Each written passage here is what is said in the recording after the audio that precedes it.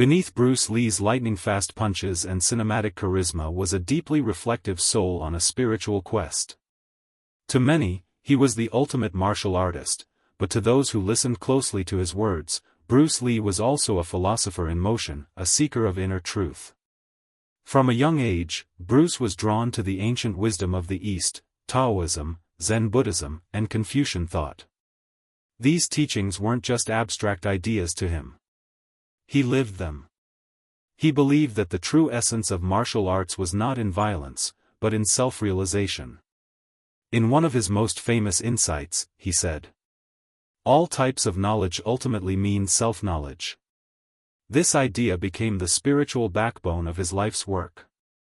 To Bruce, martial arts was a vehicle, not to defeat others, but to master oneself.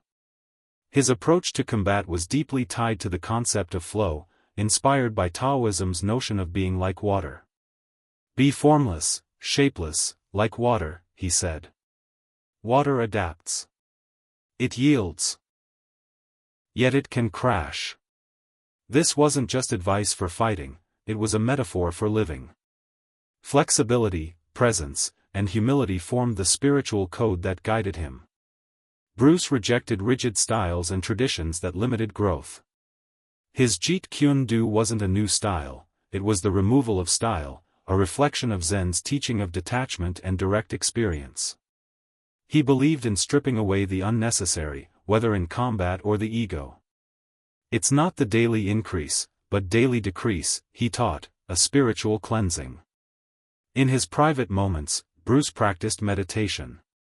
He read deeply, wrote journals filled with personal reflections, and contemplated the nature of reality and illusion.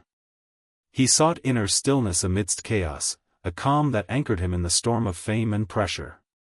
The spiritual core of Bruce Lee's teachings was simple, yet profound. Know yourself.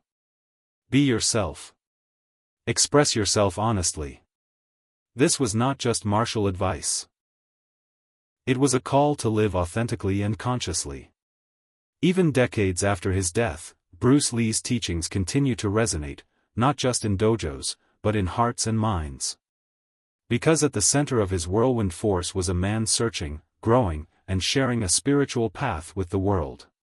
Bruce Lee was more than a martial artist, actor, or global icon, he was a spiritual warrior on a lifelong journey of self-mastery. While the world admired his physical prowess, Bruce quietly cultivated a deep inner life rooted in the philosophies of Eastern spirituality.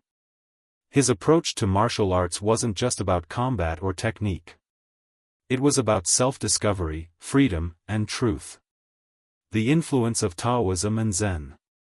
At the heart of Bruce Lee's teachings was Taoism, the Chinese philosophy that teaches harmony with the natural order. The idea of Wu Wei, effortless action, resonated with Bruce.